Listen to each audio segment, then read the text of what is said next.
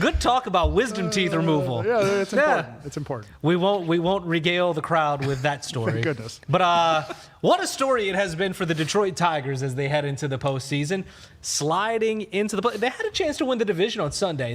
Does that count for anything for you going Watching into the playoffs? Tigers the last 3 weeks has been like getting your wisdom teeth removed. Without being sick. I wish I was knocked out for all of it. Yes. Every painful inning. But guess what? They're not out. They're into the postseason. So more. I'm being serious. Do you hit the reset button? Because the team is saying all the right things. Like, it's hard to forget, but they're saying, like, forget the last month, forget the last few weeks. We earned our spot. Now we're going to Cleveland to face the team that we lost 5 of 6 against to close out the year. Yes. You hit the reset button. But it's a lot harder to hit the reset button when the thing that has been haunting you is literally just going to be thrust right back into your face, and that is the Cleveland Guardians. Earlier in the show, Ken said something about Cleveland being annoying. That doesn't even apply to the Browns when compared to this Guardians team. Not even close. The inning that sunk the Tigers last week was like bunt single off home plate, infield swinging bunt, ball hiked through Tarek Skubal's legs into right field. It was the most... Ball into David Fry's face. Yeah. It was the most obnoxious and outrageous, but also the most predictable Cleveland inning I have ever witnessed. And you're just sitting through it like, God, I know exactly what's happening to this team. Yet still the Tigers had every chance to win the division. All they had to do was beat a Boston team that did not care because they had already clinched. And instead, they... In classic September Tigers fashion, the offense was one swing. They hit 1 3-run homer in a game that the Boston Red Sox did not care about, and they did not score again.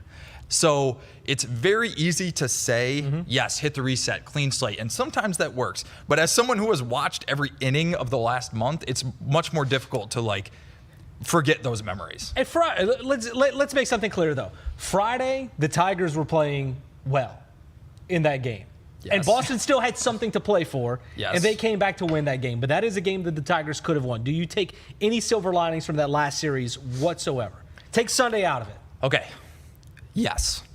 The Tigers played competitive baseball against a good team. The pitching was better. And what I think is a bigger positive for the Tigers is that Cleveland is not playing like they were when the Tigers last saw them. Even though it's only the last 4 games, Cleveland has lost 3 out of 4. They were on an unbelievable bender when the Tigers saw them both of these last 2 weeks. So your hope is that Cleveland has come down to earth. And the Tarek Skubal game is a must-win game, like an absolute must-win in game 1, because after that, we've seen this Tigers rotation. It's kind of a crapshoot beyond Skubal. Well, we saw it last year.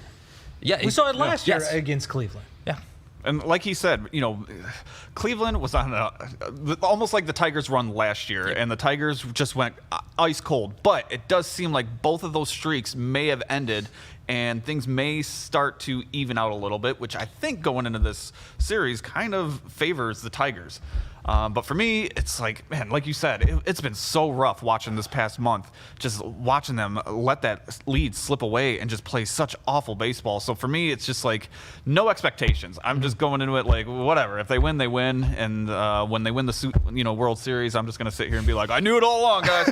But no, I just have no expectations because at this point, it's just entertainment purposes. A couple weeks ago, you and Ian said that this team was built for the playoffs. So do you still feel that way after the last 2 weeks? Yes, the roster is built to win more in a short series than it was over 162. The reason that I sound so pessimistic is because the Tigers spent the whole season as in competition for the best record in baseball.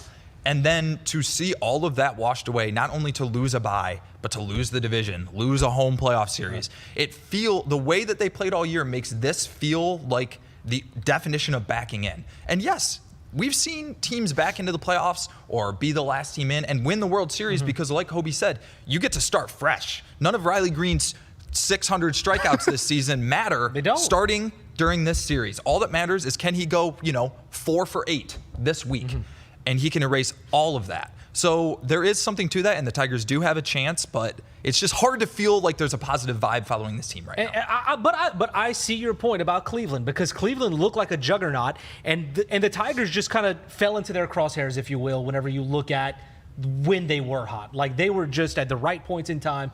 They were just the team that was in the Guardians' way. Yeah. I look at this series, the Tigers, their 8-game losing streak is in the past. I mean, there was a point last week where people were like, oh, is this team even going to make the postseason? And I think we saw a different team in Boston.